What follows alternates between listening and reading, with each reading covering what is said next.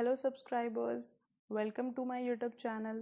So in this particular video, we'll learn how to write Python loops and Python decision making statements. Okay, so अब जो हम next कुछ topics करेंगे उसमें सबसे ज़्यादा important indentation है. Okay, मैंने first introduction video में भी बोला था कि Python में indentation बहुत important है. तो अब से loops में और if else statements में और आगे फंक्शंस हम करेंगे उसमें भी इंडेंटेशन का बहुत ज़्यादा रोल है, क्योंकि बाकी लैंग्वेजेस में हम कर्ली ब्रैकेट्स लगा के और डिफरेंट मेथड्स यूज़ करते हैं to separate two blocks of code, right. But यहाँ पे ऐसा कोई मेथड हम यूज़ नहीं करेंगे. हमें यहाँ पे अगर पाइथन में किसी ब्लॉक ऑफ कोड को इंडिकेट करना है अलग, तो हमें बस उसको इंडेंट करना है प्रॉपरली. ओके, तो बेसिकली इंडेंटेशन मतलब क्या है कि जब भी हम कोई कोड लिखेंगे, मतलब या जब भी हम कोई स्टेटमेंट लिखेंगे, उसकी बिगनिंग में जो हमें स्पेसेस देने हैं वो सेम देने हैं. ओके, तो फॉर एग्जांपल हमने 4 लाइंस लिखी हैं, 4 स्टेटमेंट्स लिखी हैं. ओके, तो उसमें अगर उसकी स्टार्टिंग में सेम स्पेस होगा तो ही वो एक ब्लॉक ऑफ कोड माना जाएगा.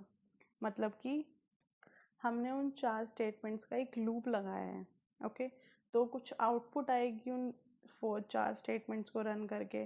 पर अगर उसमें से चारों स्टेटमेंट्स में एक भी स्टेटमेंट का अगर इंडेंटेशन प्रॉपर नहीं हुआ, मतलब बाकी तीनों से मैच नहीं करा, तो जो हमारी डिजायर्ड आउटपुट है वो उससे डिफरेंट आएगा आंसर. ओके, तो आप समझ रहे हो इंडेंटेशन का क्या इम्पोर्टेंस है पाइथन में. अगर एक भी स्पेस जो हमारी स्टेटमेंट के बिगिनिंग में अगर कम ज़्यादा हो जाता है तो जो हमारा सारा प्रोग्राम है वो ख़राब हो जाएगा. Okay, so let's start with the decision making statements. In programming language these statements decides the direction of flow of program execution. Okay, तो बेसिकली डिसीजन मेकिंग स्टेटमेंट्स का क्या काम होता है. फॉर एग्जांपल आपके पास कोई टास्क है या हम कह सकते हैं कोई कंडीशन है और उसको फुलफिल करना है हमें. तो उस टास्क को करने के लिए हमारे पास 2 ऑप्शन है या 2 से ज़्यादा ऑप्शंस हैं. तो डिसीजन मेकिंग स्टेटमेंट हमें ये डिसाइड करने में मदद करता है कि हमें किस ऑप्शन को चूज़ करके वो टास्क पूरा करना है. Okay, so there are different types of decision making statement available in Python, that are if statement, if else statement, nested if statement and if elif statement. Okay, so सबसे पहले हम करेंगे if statement. तो यहाँ पे मैंने एक छोटा सा प्रोग्राम लिखा है जिसमें हमें if statement का यूज़ पता लगेगा. ओके, तो इसमें हमने 2 वेरिएबल्स लिए हैं a और b. a को मैंने वैल्यू असाइन की है 33 और b को मैंने वैल्यू असाइन की है 200. ओके, और हमने नेक्स्ट स्टेटमेंट में इफ़ का लूप लगाया है जिसमें हम एक कंडीशन डिफाइन की है कि b is less than a. Okay, और कॉलन ये इसके सिंटेक्स में है. जब भी हम कोई इफ़ एल्स स्टेटमेंट में इफ़ या एल्स में लिखेंगे तो लास्ट में कॉलन लगाएंगे, और जितने भी लूप स्टेटमेंट हैं वाइल एंड फॉर उसमें भी हम लास्ट में कॉलन लगाएंगे. ओके, तो इसका सीधा साधा सा मतलब है जब भी हमने कंडीशन लिखी है किसी भी स्टेटमेंट के साथ तो उसके लास्ट में कॉलन लगाएंगे. ओके, तो इसमें हमने स्टेटमेंट में इफ स्टेटमेंट में कंडीशन लगाई है b is less than a. तो जो उसके नीचे का कोड होगा वो तभी रन करेगा जब ये कंडीशन ट्रू होगी. ओके, अगर ये कंडीशन फॉल्स होगी तो कुछ भी प्रिंट नहीं होगा. अब जैसे कि इसमें a की वैल्यू हमें पता है 33 है और b की वैल्यू 200 है, और इसमें हमने कंडीशन लगाई है if b is less than a, जो कि फॉल्स है क्योंकि b की वैल्यू है 200 और a की वैल्यू है 33. तो b की वैल्यू a से कम नहीं है, तो इसमें कुछ भी प्रिंट नहीं होगा, ये कंडीशन फॉल्स है. ओके, तो हम इसको रन करके देखते हैं कि इसकी क्या आउटपुट आएगी. तो हमने इसको रन किया, कोई भी आउटपुट नहीं आई. ठीक है, अब हम इसकी कंडीशन जो है वो ट्रू करके देखते हैं. इसमें हम b is greater then a करते हैं तो हमारी आउटपुट आ गई b is greater then a. और ऐसा नहीं है कि इफ स्टेटमेंट में हम एक ही चीज़ प्रिंट कर सकते हैं. इसमें आप जितने भी प्रिंटिंग स्टेटमेंट लगा सकते हो, जैसे कि b इज़ ग्रेटर. ओके, तो जब हम इसको प्रिंट करेंगे, अगर वो इफ़ कंडीशन ट्रू हुई तो उसके नीचे का जितना भी ब्लॉक ऑफ कोड है वो सब कुछ प्रिंट होगा। ओके, अब हम इसको ऐसे भी कर सकते थे कि इसकी वैल्यूज़ भी चेंज कर सकते थे। तो अब इसमें हमने क्या किया है, ए की वैल्यू 300 दी है और बी की वैल्यू भी 300 दी है। ओके, तो पर कंडीशन हमारी यही है कि बी इज़ ग्रेटर देन ए, जो कि कंडीशन फॉल्स है, तो इस केस में भी कुछ भी प्रिंट नहीं करेगा।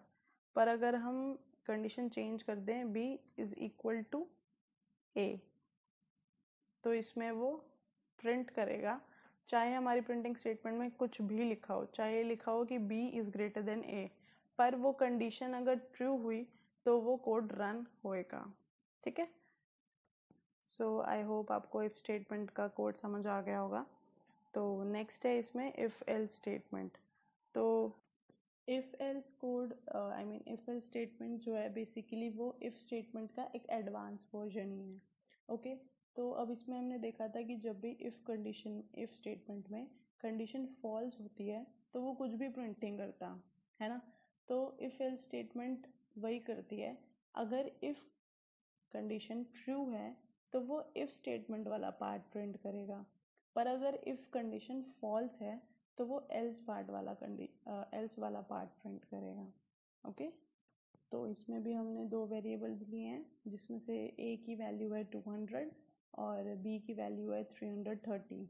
ओके, तो इसमें हमने इफ़ कंडीशन लगाई है बी इज़ ग्रेटर देन ए, तो जो कि कंडीशन ट्रू है क्योंकि बी की वैल्यू 330 है और ए की वैल्यू 200 है, तो ए की वैल्यू कम है तो इसका मतलब कंडीशन ट्रू है। तो जो भी इफ़ स्टेटमेंट का कोड होगा वो प्रिंट होगा, तो मतलब प्रिंट होगा B is greater than A. Okay, यही अगर हम इसमें कंडीशन चेंज कर देते हैं, B is equal to A करते हैं, तो A is greater than B, उसको मतलब नहीं है कि आपने उसमें लिखा है कि A is equal to B. अगर इफ़ कंडीशन फॉल्स हुई तो एल स्टेटमेंट प्रिंट हो जाएगा। अब हम इसकी ट्रू कंडीशन एक बार प्रिंट करके देख लेते हैं।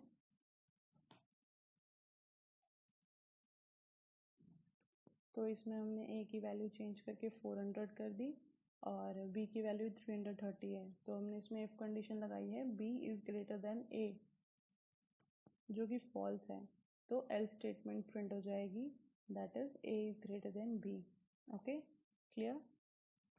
सो नेक्स्ट है हमारा इफ़ स्टेटमेंट। ओके, सो इसमें क्या होता है बेसिकली कि एल इफ स्टेटमेंट बेसिकली हमें और ऑप्शंस देता है। एल इफ स्टेटमेंट में हम और कंडीशंस लगा सकते हैं, जैसे इफ एल स्टेटमेंट में हमें देखा कि हम इफ़ में एक ही कंडीशन लगा सकते थे, अब एल इफ स्टेटमेंट से क्या होगा, हम एक से ज़्यादा कंडीशन लगा सकते हैं। जैसे कि हम कोड देखते हैं यहाँ पे, ठीक है, यहाँ पे हमने दो वेरिएबल्स लिए हैं ए और बी, जिसमें ए की वैल्यू है 100 और बी की वैल्यू है 200। ओके, तो हमने फर्स्ट इफ़ कंडीशन लगाई है if B is greater than A की वैल्यू 100 है, बी की वैल्यू 200 है, तो बी इज़ ग्रेटर देन ए है, ट्रू है, तो यही प्रिंट हो जाएगा बी इज़ ग्रेटर देन ए। तो बाकी जो भी एल एफ या इफ़ एल स्टेटमेंट जो भी है वो सब की सब बाईपास हो जाएंगी, अगर इफ कंडीशन फर्स्ट ट्रू हुई तो वही प्रिंट हो जाएगा। ओके, तो इसकी आउटपुट देखते हैं, B is greater than A. Okay, अब हम इसके जो वैल्यूज़ हैं वो चेंज करते हैं। अब ए को हम 300 कर देते हैं। ओके, अब इसमें हम देखते हैं फर्स्ट इफ स्टेटमेंट देखी, B is greater than A, false. Next elif पे आए, इसमें हमने देखा A is equal to B, जो कि फॉल्स है क्योंकि ए और बी की वैल्यू डिफरेंट है, तो नेक्स्ट इफ स्टेटमेंट पे आए, A is greater than B, true है, तो ये वाली स्टेटमेंट प्रिंट हो जाएगी। तो रन करके देखा तो A is greater than B. Okay, तो एलिफ स्टेटमेंट का यही है कि ये जो हमारा ऑप्शंस है उसको एक्सटेंड कर देता है और कंडीशंस हम लगा सकते हैं इसकी मदद से। तो इसमें हम n number of if statement और n number of elif statement add कर सकते हैं। ठीक है, नेक्स्ट अब हमने क्या किया है इसमें, इफ एलिफ में एल्स भी ऐड किया है। ओके, तो जो भी हमने ऊपर वाला कोड किया था उसमें आपके दिमाग में अगर आया हो तो कि इसमें एल स्टेटमेंट भी तो लग सकता है, पर देखो नोट करो ये चीज़, इसमें दो वेरिएबल्स हैं, है ना, तो इसकी कितनी कंडीशन बन सकती हैं, या तो पहला बड़ा होगा या दूसरा बड़ा होगा या दोनों इक्वल होंगे, यही तीन कंडीशन बन सकती है ना। तो अब हम इफ़ एलिफ और इफ़ के बाद एल स्टेटमेंट इसमें कैसे ऐड करें, क्योंकि एल स्टेटमेंट तो तभी प्रिंट होगी जब इनमें से कोई फॉल्स होगी, अगर इनमें से कोई ट्रू हुआ तो वही प्रिंट हो जाएगा, पर एल्स के लिए हमें इनमें से कोई फॉल्स करना पड़ेगा। तो उसके लिए हमने एक और कंडीशन लगाई है कि अगर, और वो कंडीशन क्या लगाई है कि if a is greater then 100 तो ही वो उस लूप के अंदर आएंगे। मतलब कि अगर हमारा पहला इफ़ ट्रू होता है तो ही वो इन तीन इफ़ एलिफ पे जाएगा। अगर हम यहीं पे कंडीशन फॉल्स कर देते हैं कि जो हमारी ए की वैल्यू है अगर वो 100 से छोटी होती है तो वो सीधा एल स्टेटमेंट पे आ जाएगा। ठीक है, तो इसको हम रन करके देखते हैं एक बार। इसमें हमने ए की वैल्यू रखी है 600 और बी की वैल्यू रखी है 200। ठीक है, तो अब जब हमने कोड को रन किया तो पहली स्टेटमेंट है if a is greater then 100। ठीक है, तो ये हो गया ट्रू, 600 है क्योंकि a की वैल्यू, तो हम इसके अंदर लूप के अंदर आ गए। तो इसमें अब नेक्स्ट स्टेटमेंट है if b is greater then a, b की वैल्यू है 200, a की वैल्यू है 600, तो ये फॉल्स हो गया। नेक्स्ट एलिफ पे गए if a is equal to b, जो कि फॉल्स है, तो नेक्स्ट स्टेप पे गए if a is equal to if a is equal to 500, तो ये भी फॉल्स है क्योंकि हमारी a की वैल्यू 600 है। तो नेक्स्ट एलिफ पे गए, इसमें है a is greater than b, जो कि ट्रू है, तो ये प्रिंटिंग स्टेटमेंट प्रिंट हो जाएगी कि a is greater than b। Okay, so इसको रन करके देखते हैं, तो ये रन हो गई। अब इसमें अगर हमें ये फॉल्स करना है तो हम क्या करेंगे, या तो a की वैल्यू चेंज कर देंगे या ये इफ़ फर्स्ट वाले इफ़ की कंडीशन चेंज कर देंगे। तो हम इसमें पहले a की वैल्यू चेंज कर देते हैं, इसको 60 कर देते हैं, जो कि हमारी कंडीशन फॉल्स कर देगी। तो if a is greater then 100 ये फॉल्स हो गई, तो ये इन स्टेटमेंट्स को सीधा बाईपास करके एल स्टेटमेंट प्रिंट कर देगा। ठीक है, तो इसको रन करके देखते हैं, तो इसने प्रिंट किया है एल्स ब्लॉक, जो कि एल्स स्टेटमेंट का पार्ट था। ओके, एंड सकता है। So next is nested if statement. इसमें गाइस क्या होता है कि इफ़ के अंदर इफ़ हम स्टेटमेंट्स लिखते हैं कि अगर एक first if condition statement true होती है देन उसके अंदर नेक्स्ट इफ़, अगर वो ट्रू होती है then next if, then next if. Okay, तो इसमें हमने कोड लिखा है जिसमें हमने एक वेरिएबल लिया है आई, उसकी वैल्यू साइन की है 20। Okay, so next if statement लगाई है, उसमें कंडीशन है if i is equal to 20, जो कि ट्रू है, तो हम नेक्स्ट इफ में आए। Okay, I mean inner if में। इसमें है if i is less than 15, जो कि फॉल्स है क्योंकि हमारी आई की वैल्यू ज़्यादा है 15 से, तो नेक्स्ट स्टेटमेंट पे आए, that is if i is smaller than 12, जो कि फॉल्स है क्योंकि हमारी आई की वैल्यू 12 से भी बड़ी है, तो नेक्स्ट एल स्टेटमेंट प्रिंट हो जाएगी कि I is greater then 15। Okay, क्योंकि एल स्टेटमेंट तो तभी प्रिंट होती है ना जब बाकी सारे इफ़ स्टेटमेंट्स फॉल्स होती हैं। तो इस कोड में मैं आपको इंडेंटेशन की इम्पोर्टेंस दिखाना चाहती हूँ। वैसे तो सब कोड में हम देख सकते थे, पर इसमें मुझे लगता है ज़्यादा इफ़ेक्टिव है। अब इसमें हमने नोट किया कि जो फर्स्ट इफ़ स्टेटमेंट है उसका स्पेस डिफरेंट है, और जो ये इनर इफ़ एल्स हैं इनका स्पेस डिफरेंट है बट सेम है। ओके, तो अब हम क्या करेंगे, जो ये लास्ट में एल स्टेटमेंट है जो कि ऊपर वाला इंडेंटेशन और इनका सेम है उसको डिफरेंट करेंगे। मतलब कि इस एल स्टेटमेंट का जो इंडेंटेशन है उसको आउटर इफ़ के साथ मैच करेंगे। तो इससे क्या हुआ कि अब हमारा कोड डिफरेंट हो गया है। अब ये कैसे रन करेगा, अगर फर्स्ट इफ ट्रू हुआ तो ये दोनों इफ के पास जाएगा, अगर ये इफ फॉल्स हो गया तो वो सीधा एल्स स्टेटमेंट प्रिंट करेगा।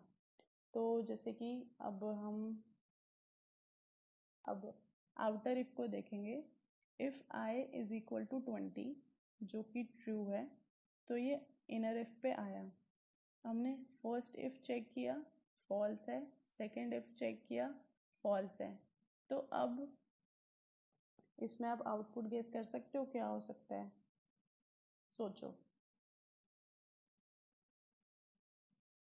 इसमें हमारा कुछ भी आउटपुट नहीं आएगा क्योंकि ये दोनों जो हमारे इनर इफ हैं वो फॉल्स हो गए हैं, बट इनके साथ कोई एल्स स्टेटमेंट नहीं है। अब जो एल्स स्टेटमेंट जो हमने लिखी है वो आउटर इफ के साथ एल्स है, तो जब हम इस कोड को रन करेंगे तो इसमें कोई भी आउटपुट शो नहीं होगी।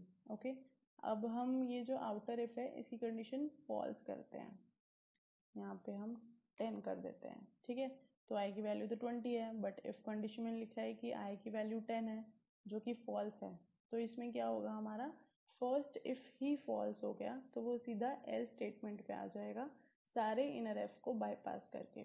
ओके, तो इसमें आ गया आई इज ग्रेटर देन 15 जो कि हमारा एल्स स्टेटमेंट का कोड है।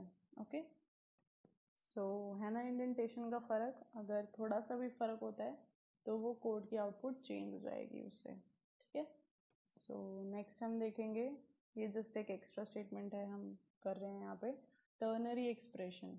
जैसे बाकी लैंग्वेजेस में हमने पढ़ी है कि टर्नरी एक्सप्रेशन क्या होता है बेसिकली, इसमें हम एक कंडीशन देते हैं, इफ़ ट्रू तो वो फर्स्ट जो हमने स्टेटमेंट दी होती है क्वेश्चन मार्क के बाद वो प्रिंट होती है।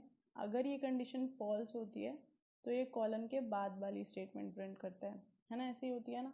तो इसमें भी हम one line if else statement करेंगे विथ 3 कंडीशंस। बेसिकली इसको हम पाइथन की टर्नरी एक्सप्रेशन ही बोलते हैं।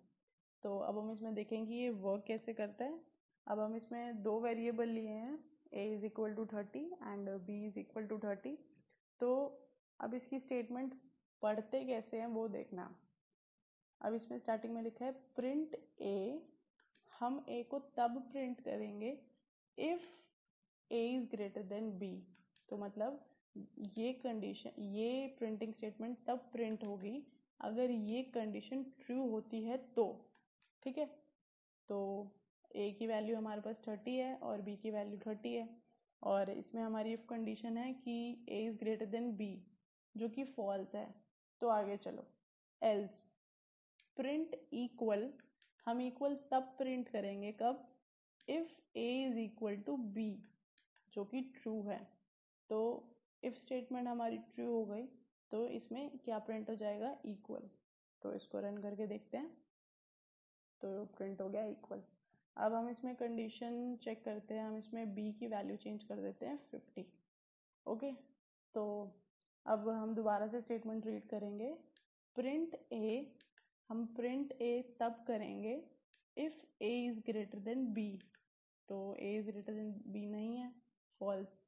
एल्स प्रिंट इक्वल, हम इक्वल प्रिंट तब करेंगे if a is equal to b, वो भी फॉल्स है। एल्स प्रिंट b, तो इसमें ये एल्स वाली स्टेटमेंट प्रिंट होगी क्योंकि बाकी दोनों इफ स्टेटमेंट फॉल्स हैं। ओके, तो इसको रन करके देखते हैं, तो हमारे पास प्रिंट हो गया b। ओके, सो ये हमारी डिसीजन मेकिंग स्टेटमेंट्स थी। ये वैसे इजी हैं पर इसकी प्रैक्टिस करनी बहुत ज़्यादा इम्पोर्टेंट है। सो ऑनलाइन आप प्रोग्रामिंग स्टेटमेंट ढूंढो और उन पे इफ़ एल्स वगैरह लगा के उनकी प्रैक्टिस करो। ओके, सो नेक्स्ट है लूपिंग स्टेटमेंट्स। पाइथन में बेसिकली 2 ही लूप्स यूज़ होते हैं, एक वाइल लूप और एक for in loop we can say. So first one is while loop. So basically what is while loop? In Python, while loop is used to execute a block of statements repeatedly until a given condition is satisfied. Okay, तो इसमें जब तक जो हमने condition दी है वो satisfy होती रहेगी, जो हमने ब्लॉक ऑफ स्टेटमेंट जो उसमें गिवन है वो रिपीटेडली रन होता रहेगा, एग्जीक्यूट होता रहेगा जब तक कंडीशन सेटिस्फाई कर रही है. Okay, and when the condition becomes false the line immediately after the loop in program is executed.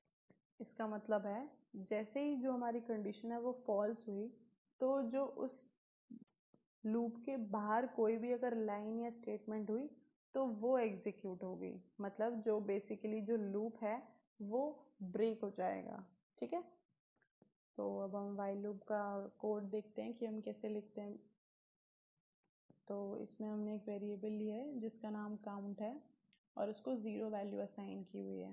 Okay, so next statement में हमने वाइल लूप लिखा हुआ है, while and in the parenthesis count is less than 3. Okay, तो ये हमारी condition है while loop की.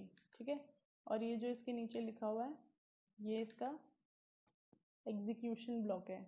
मतलब कि जब तक ये वाइल वाली condition count is less than 3 satisfy होगा तब तक ये दोनों स्टेटमेंट्स एग्जीक्यूट होंगी. जैसे ही ये कंडीशन फॉल्स हुई तो वो जो लूप से बाहर आ जाएगा. ओके, और वी कैन से जो एग्जीक्यूशन है वो स्टॉप हो जाएगा. तो अब हम इसको एक बार रन करके देखते हैं कि इसकी क्या आउटपुट आएगी. तो इसने 3 बार hello world hello world hello world print किया है. मैं आपको इसको लिख के समझाना चाहती हूँ क्योंकि वाइल और फोर लूप काफ़ी इम्पोर्टेंट है.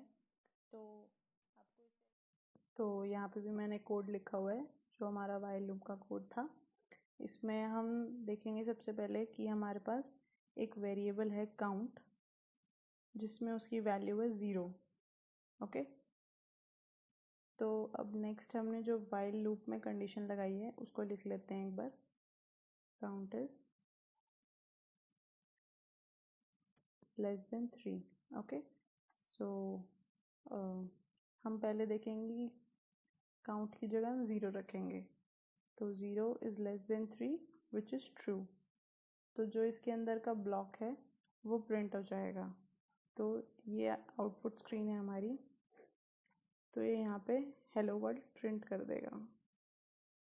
ओके, तो अब इसमें नेक्स्ट स्टेटमेंट क्या है, count is equal to count plus 1.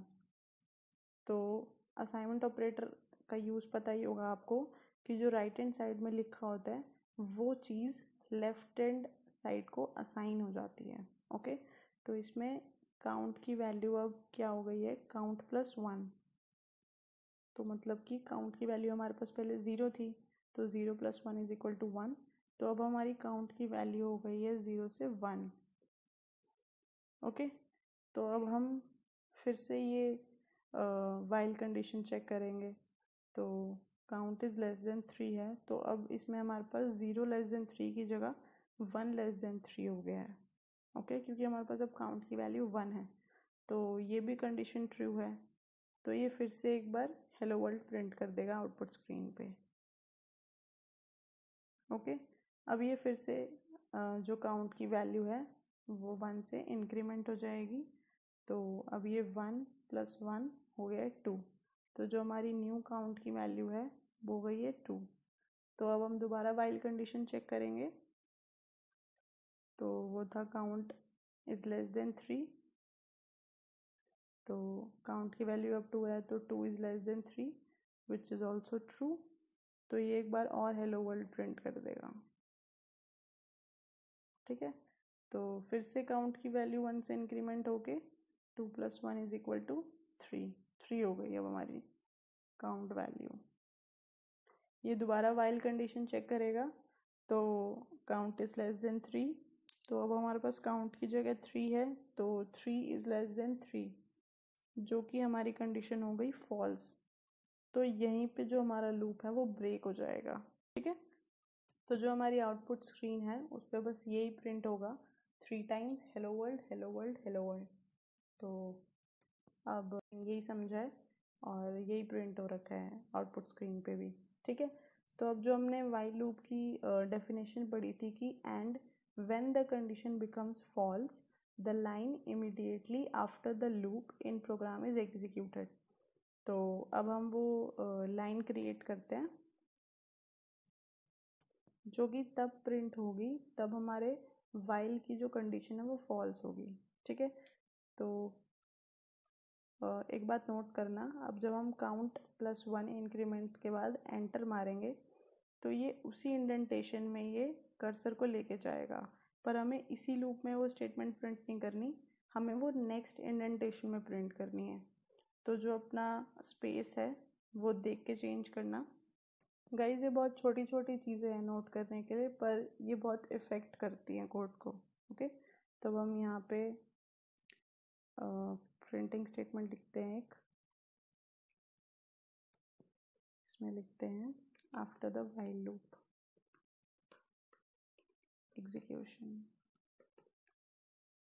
सो जब हम ये कोड रन करेंगे तो पहले 3 टाइम्स हेलो वर्ल्ड प्रिंट होगा और फिर उसके बाद ये लाइन प्रिंट होगी। तो देखते हैं, तो ऐसे ही हुआ है, पहले हेलो वर्ल्ड 3 टाइम्स प्रिंट हुआ और फिर लास्ट में ये लाइन। ओके, सो नेक्स्ट अब हम नेक्स्ट है infinite loop, while loop. Guys ये कोड सेम है जो हमने वाइल लूप का किया है, बस एक count is equal to count +1, मतलब वो इंक्रीमेंट स्टेटमेंट मिसिंग है। तो स्टार्ट करते हैं कोड। एक वेरिएबल है काउंट जिसकी वैल्यू 0 है और वाइल कंडीशन हमने लगाई है इसमें count is less than 3 same और प्रिंट हेलो। तो इसका एग्जीक्यूशन कैसे होगा, जब हमारी काउंट की वैल्यू 0 होगी तो 0 इज़ लेस देन 3 ट्रू, ये प्रिंट कर देगा हेलो। ठीक है, अब काउंट की वैल्यू चेंज ही नहीं होगी, वो हर बार काउंट की वैल्यू 0 ही रिटर्न करेगा और ये हमें पता है जब तक वाइल कंडीशन ट्रू रहेगी वो रिपीटेडली जो एग्जीक्यूशन है वो चलता ही रहेगा जो भी ब्लॉक में लिखा है। तो ये इनफाइनाइट लूप हो जाएगा गाइस, ये कभी स्टॉप ही नहीं होगा, क्योंकि जब तक काउंट की वैल्यू इंक्रीमेंट नहीं होगी वाइल कंडीशन में वो हमेशा काउंट की वैल्यू 0 ही रीड करेगा। 0 रीड करेगा तो वो एग्जीक्यूशन कभी स्टॉप ही नहीं होगा क्योंकि कंडीशन कभी फॉल्स ही नहीं होगी। तो इसको रन करके देखते हैं, तो देखो ये आउटपुट में क्या आया, infinite number n number of hellos, right. ये एग्जीक्यूशन होता ही जा रहा है, होता ही जा रहा है, होता ही जा रहा है। ये देखो यहाँ से कितने बार हेलो प्रिंट हो चुका है और अभी भी ये रन हो रहा है, ये स्टॉप नहीं हुआ है। तो अब जब भी इनफाइनाइट लूप हो जाता है तो हम इसके बाद कोई भी कोड रन नहीं कर सकते क्योंकि कर्नल इसी कोड को रन करने में बिजी हो गया है। तो जब भी कोई इनफाइनाइट लूप स्टार्ट हो तो हमें कर्नल को रीस्टार्ट ही करना पड़ेगा। तो मैंने आपको बताया था यहाँ पे ऑप्शन है kernel restart and then restart.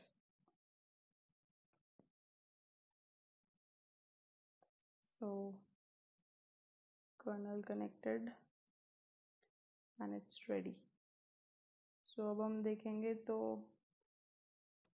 यहाँ पे जो साइन था प्रोसेसिंग का वो हट गया, तो अब कर्नल जो भी हम और कोड रन करेंगे वो रन हो जाएंगे इजीली। ओके, नेक्स्ट है गाइस, हम टेबल प्रिंट करेंगे यूजिंग वाइल लूप। ओके, इसमें तो हम एक नंबर सिलेक्ट करके, जैसे इसमें हमने कोड में नंबर 5 सिलेक्ट किया है और उसी का ही कोड लिखा है कि हमें 5 का टेबल का कोड चाहिए यूजिंग वाइल लूप। पर जब हम आगे फंक्शंस करेंगे तो उसमें हम क्या करेंगे कि एक फंक्शन बना देंगे टेबल का, उसमें यूज़र कोई भी नंबर डालेगा, चाहे वो 2, चाहे वो 5, 6, 8, 10, वो उसी का ही टेबल प्रिंट करेगा। ओके, तो हम ये चीज़ें फंक्शंस में करेंगे। इसमें मैं आपको ये लिख के ही बताना चाहूँगी कि टेबल का कोड कैसे एग्जैक्ट एग्जीक्यूट होता है।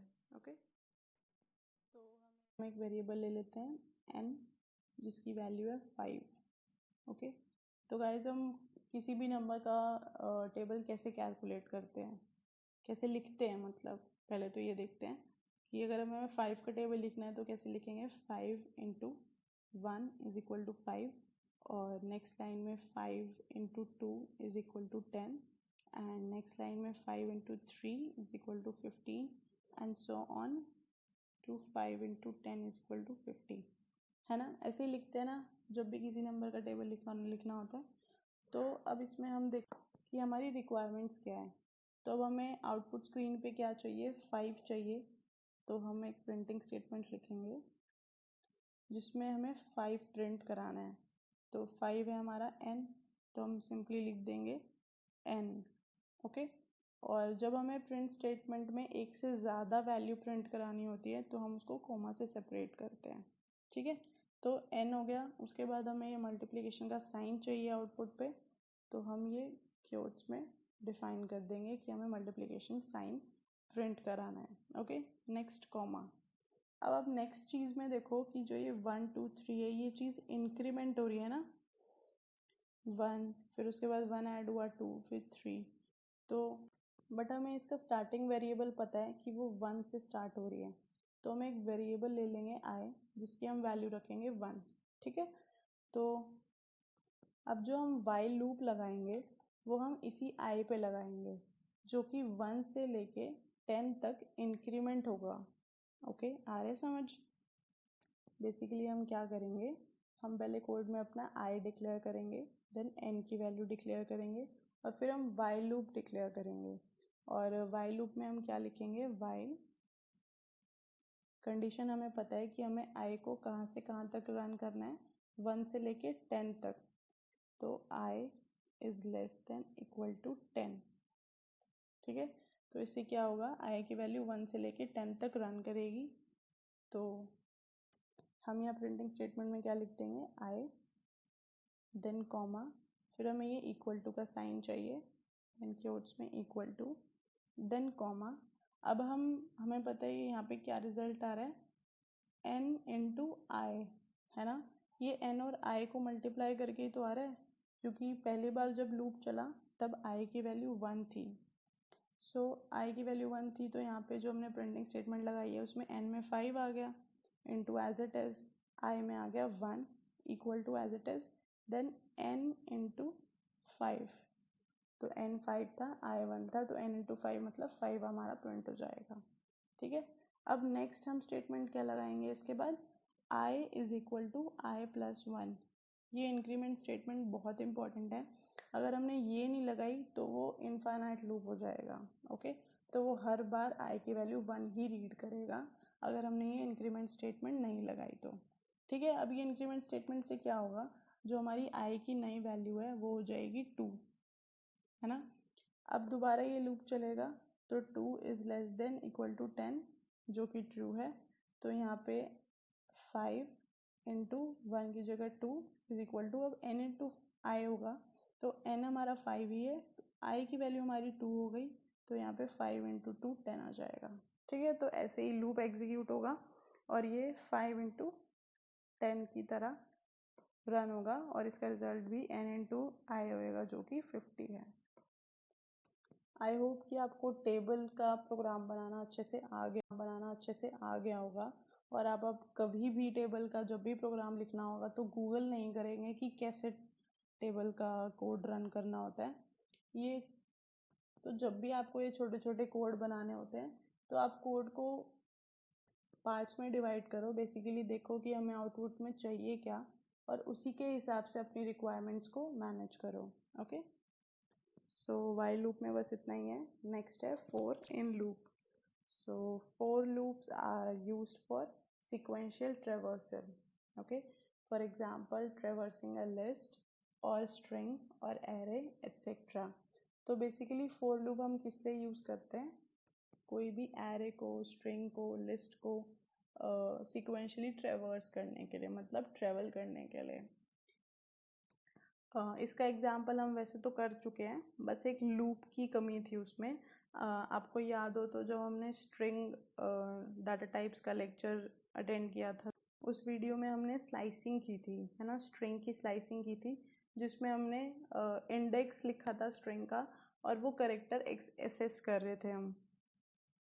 तो अब फॉर लूप अगर हम उसमें ऐड करेंगे तो वो सिक्वेंशली ट्रेवर्स करेगी, मतलब अगर कोई स्ट्रिंग है और उसमें हम फॉर लूप लगा देते हैं उसके इंडेक्स में, तो जो स्ट्रिंग के 0 इंडेक्स पे जो करेक्टर होगा वो प्रिंट होएगा, देन फर्स्ट पे, देन सेकंड पे, देन 3 पे, और अप टू लास्ट कैरेक्टर वो ऐसे ही सिक्वेंशली प्रिंट करेगा। ठीक है, तो ये हमने फोर लूप का कोड लिखा हुआ है जिसमें कि हमने एक वेरिएबल लिया हुआ है n जिसकी वैल्यू है 5। ओके, सो नेक्स्ट स्टेटमेंट है फोर लूप फोर आई, एक और वेरिएबल है आई, इन रेंज, रेंज एक पाइथन का बिल्ट इन फंक्शन है, 0, n colon then print I. तो इस कोड का मतलब क्या है? ये जो रेंज का मतलब है, जो हमने पैरामीटर्स रेंज में गिवन है, वो बेसिकली फोर लूप की कंडीशन है। मतलब कि जो ये फोर लूप है वो कहाँ से कहाँ तक एग्जीक्यूट होगा, रेंज फंक्शन ये बताती है। तो इसमें रेंज में हमने लिखा हुआ है 0, n। तो जो इसका स्टार्ट है वो 0 से होगा और एंड होगा n से, जो कि 5 है, बट प्रिंट n-1 इंडेक्स तक होता है। ओके, और जो ये 0 to n वैल्यू है वो हम किसको असाइन करेंगे? i को।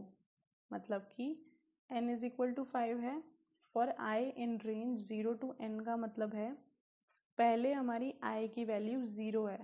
ओके, तो जब 0 है तो हम प्रिंट i, मतलब आउटपुट स्क्रीन पे आ जाएगा 0।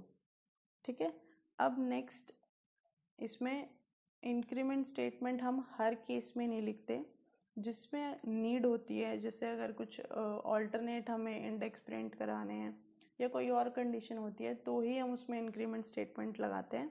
अगर वो जस्ट +1 इंक्रीमेंट स्टेटमेंट है तो इसमें हमें लिखने की नीड नहीं है। ओके, तो वो जो आई की वैल्यू है वो ऑटोमेटिकली इंक्रीमेंट होके 0 से 1 हो गई। ओके, फिर दोबारा फोर लूप में चेक करेंगे कि जो आई की वैल्यू 1 है वो 0 to n, मतलब कि 0 to 5 रेंज में है, जो कि है, तो दोबारा प्रिंट आई, जो कि आई में वैल्यू है 1, तो 1 प्रिंट हो जाएगा। देन आई की वैल्यू इंक्रीमेंट हुई, फिर से हम रेंज में चेक करेंगे कि जो आई की वैल्यू 2 है वो 0 to 5 रेंज में है, जो कि है, तो 2 प्रिंट हो जाएगा। देन ऐसे ही 3, 4, पर जब हम 5 देखेंगे, जब आई की वैल्यू 5 हो जाएगी इंक्रीमेंट करके, तो वो उसको प्रिंट नहीं करेगा, क्योंकि रेंज में 0 to n-1 प्रिंट होता है। ओके, तो हम इसको एक बार रन करके देखते हैं। तो हमारी आउटपुट यही आई है 0, 1, 2, 3, 4। ओके, तो एक चीज़ और, पाइथन बाय डिफ़ॉल्ट जो भी हम आई में प्रिंटिंग स्टेटमेंट में प्रिंट कराते हैं वो हमेशा नेक्स्ट लाइन में स्टार्ट होता है ना। जैसे 0 के बाद नेक्स्ट लाइन में ऑटोमेटिकली 1 देन 2। अगर हमें इसको सिंगल लाइन में प्रिंट कराना हो तो हम ये यूज़ करते हैं प्रिंटिंग स्टेटमेंट में। तो इससे क्या होगा, हर बार जो भी लूप ने एग्जीक्यूट किया है वो सिंगल लाइन में आ जाएगा। ओके, और अगर हमें इसके बीच में कॉमास प्रिंट कराने हैं तो हम जस्ट सिंपली ब्लैंक स्पेस की जगह कॉमा राइट कर देंगे और रन करेंगे तो कॉमा आ जाएगा। ओके, तो आई होप कि आपको फोर लूप समझ आया। तो नेक्स्ट है code to write even number. तो हमने बाकी लैंग्वेजेस में भी इवन नंबर कैसे लिखते हैं, ऑड नंबर कैसे लिखते हैं, ये सब कोड किए हुए हैं, राइट। तो अब हम फोर लूप का यूज़ करके करेंगे। तो आपको अगर फोर लूप समझ आया तो आप खुद प्रिंट करके देखो, प्रिंटिंग स्टेटमेंट में ये आना चाहिए, आउटपुट स्टेटमेंट में आना चाहिए 0, 2, 4, 6, 8, 10। हमें ये प्रिंट कराना है। ठीक है,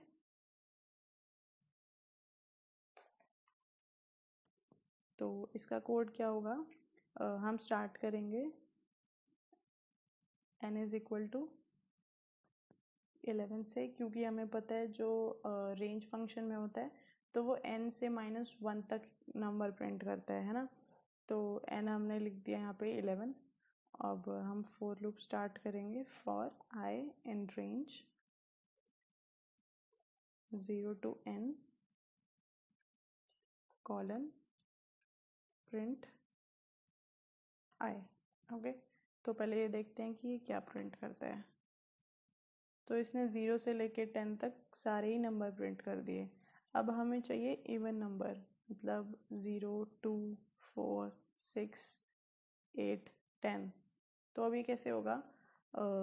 मैंने आपको बताया था कि अगर हम किसी भी फंक्शन के बारे में देखना चाहते हैं कि उसका क्या यूज़ है, तो आप कहीं भी मतलब फंक्शन पे शिफ्ट प्लस टैब अगर प्रेस करोगे तो यहाँ पे उसका डॉक स्ट्रिंग आ जाएगा। तो रेंज है स्टार्ट, स्टॉप और स्टेप। तो थर्ड पैरामीटर इसमें स्टेप ऑब्जेक्ट का है। तो अगर हम यहाँ पे स्टेप डाल दें, हमें स्टेप कितने का लेना है? 2 का, क्योंकि हमें 2 नंबर्स छोड़ के प्रिंट कराने हैं ना। तो हम यहाँ पे कॉमा 2 लिख देंगे और अगर अब हमने रन किया तो यहाँ पे सारे इवन नंबर आ गए हैं।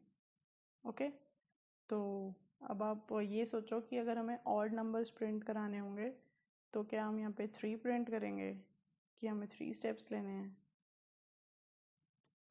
नहीं, ऐसा नहीं है। हमें इसमें क्या करना होगा, हमें इसका स्टार्टिंग ऑब्जेक्ट चेंज करना होगा। अगर हम ये 1 से स्टार्ट करेंगे तो ये 2 स्टेप छोड़ के सारे ऑड नंबर्स प्रिंट कर देगा, 1 3 5 7 9। ओके, सो नेक्स्ट है आइट्रेशन ओवर अ स्ट्रिंग। तो हम ये देखेंगे कि स्ट्रिंग को कैसे ये सिक्वेंशली ट्रेवर्स करते हैं। ठीक है, तो यहाँ हमने एक स्ट्रिंग लिया है, वेरिएबल का नाम है s और उसमें वैल्यू है हेलो। ठीक है, तो हमने फॉर लूप लगाया है, for I in s colon print I. तो इससे क्या होगा, ये आई की वैल्यू 0 से स्टार्ट करेगा, कहाँ तक जाएगा? s तक, मतलब कि 0 1 2 3 4 तक जाएगा। और प्रिंट क्या करेगा? आई में जो वैल्यू होगी, मतलब कि जो आई इंडेक्स पे वैल्यू होगी, तो ये HELLO प्रिंट कर देगा। क्योंकि स्टार्टिंग इंडेक्स हमारा 0 है, तो प्रिंट आई मतलब ज़ीरोथ इंडेक्स पे क्या है? H, देन इंक्रीमेंट होगा, आई की वैल्यू 1 हो जाएगी, तो ये E प्रिंट करेगा, then L and O। Okay, so that's it for the today.